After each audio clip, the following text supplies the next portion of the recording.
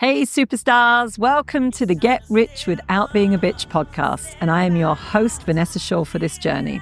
We're going to be challenging some stereotypes, shattering glass ceilings, really looking at what it takes to live richly and to design a business that's going to support the life that you really want to be living. I'm going to be sharing lots of tips, tools, and strategies along the way, and I can't wait for you to join me on this journey. Hey superstars, welcome back to another episode of Get Rich Without Being a Bitch. And today we're going to be talking about hitting the ceiling of complexity. You may be starting to notice that already in your firm, and I want to kind of unpack what it looks like, how you can recognize it, and honestly, what it's an opportunity for, because this is going to be really key. You might not be calling it right there, the ceiling of complexity, but when you've hit it, you will know, because everything just starts to feel hard. You will know that you are putting in an awful lot of hours. You are typically the biggest bottleneck in your firm. Everything is coming to you, right? Everything is getting slowed down with you. Perhaps everything just feels like just takes too long, right? Things aren't flowing smoothly. Things are clunky. We've got a lot of duplication or questioning if things are getting done, who's getting those things done, like a lot of revisiting. These are often the symptoms of like we've hit that ceiling of complexity. And again, some of the mistakes that happen there is that people think, well, number one, this is just the way it is. This is business. This is what it's like to run a law firm. No, it is not. It does not have to be that way. Secondly, I need to push through and like take my firm to the next level, right? Once I can push through and get it to that next level, things will be better. And again, some real faulty thinking there, and I'm going to show you why. When you hit that ceiling of complexity, where, as I say, everything just starts to feel onerous, you're the biggest bottleneck, there's pretty much no hours left in the day, the evenings, the weekend. And if there are extra hours, there's probably no energy or motivation to work in them, right? And as I say, perhaps if you've got a team, you've got team members that are starting to, do the same thing, trip over one another. There's missed communications. Perhaps there's things falling between the cracks with your client work as well. Again, I know that can be a tough one to admit, right? No attorney typically wants to be out in the streets saying, I'm neglecting my client work. There are things falling between the cracks. We are not doing a good as job as we could be, should be, or have done previously. But those are the sorts of conversations that we have behind the scenes about what is really happening. And as I say, it's often now that we've hit this ceiling of complexity, and it's almost like everything's going to start to slow down, and it feels very grindy and heavy. The invitation at this point, and this is going to feel so counterintuitive, is yes, there is a little bit of got to slow down, right? Pushing through and trying to go faster to get on the other side of this is typically not going to work. And especially if you are lacking the right strategies of even where are you headed to. So I call this the reset. This is that place where we actually need to strategically take a bit of a step back. It's like we've hit this ceiling. We can't see how to get beyond it. Because I'll give you that secret as well. I have never had a prospect come to me that has hit that place and then they've followed it up with, I know exactly what to do next to get beyond this, right? I've never had that conversation, and I've been doing this a lot. It's typically, I cannot see, I want to grow. There's no way we can grow from here. Things are getting messy. I'm maxed out. I'm stressed out. And I have no idea what I should actually do next to get beyond this. And that's when I'll have this conversation around, a reset. And what does that look like in practice? So yes, it's going to require a little bit of that stepping back, right? Because we need to be able to step back so that we can kind of take a view on some things that are happening, what's working, what's not working, what are we frankly not even doing that we need to start doing as well? What are some things we need to completely stop doing, right? Or dump, that we've just taken them on and we don't need to. We need to get some distance, right? In order to be able to do that.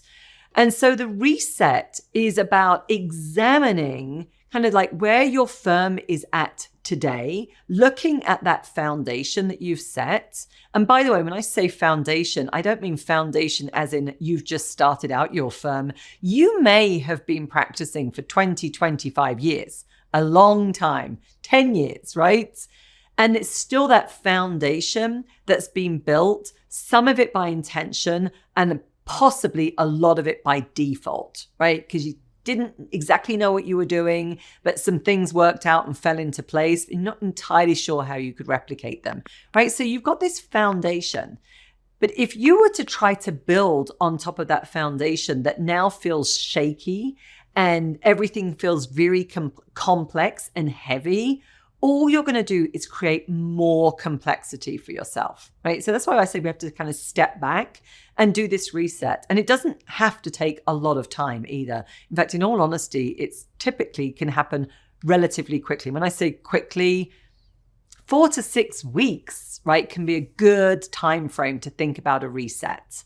Sometimes if your firm is further ahead, and you've got a lot more team members, right? It could well be that, okay, we're taking a whole quarter, a whole 90 days to shore up this new foundation so that we can, right, do some of these things next. So what do we need to do in some of those places? Well, some of the places that we have to look at is streamlining, right? Streamlining what we're currently doing. Have we got clunky operations that we just haven't had the time to, sit down and look at, for example? And now it is a time for us to streamline what we are doing in certain areas. And there are some classic areas that honestly really do come up a lot.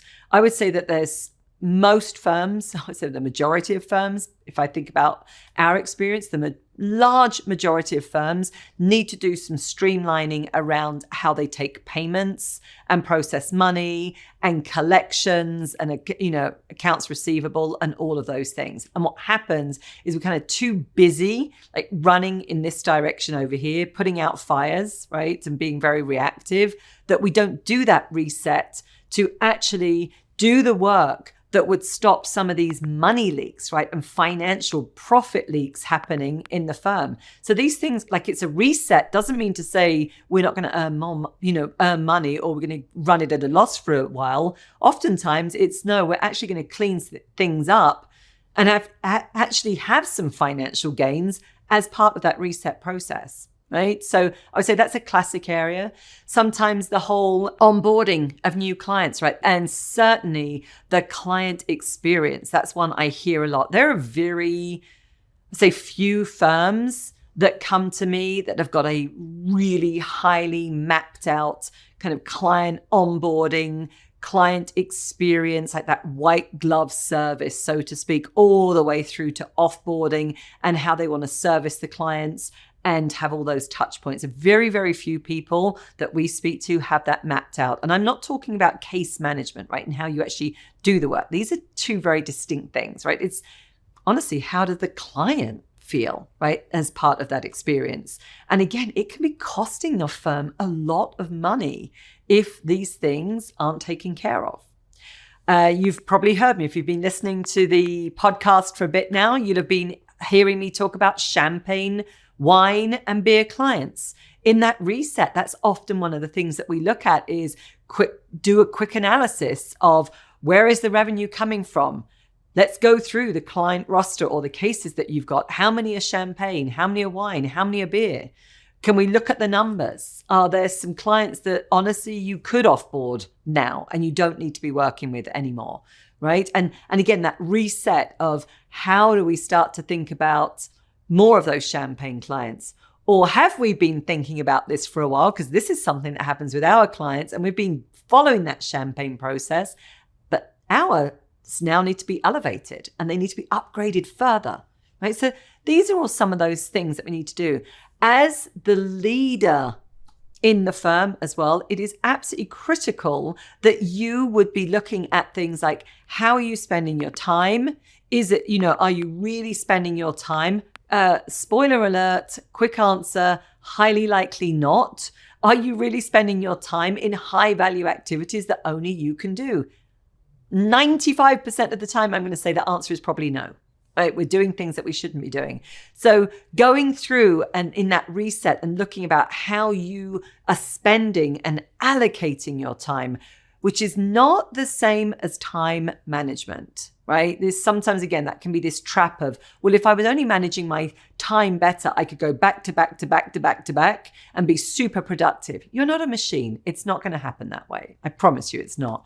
But if you start to think about how you're allocating your time and what you're giving it to, and then the impact as well of where you're spending your energy, right? This is really important because we want to be upgrading those things, right? This is when I talk about streamlining.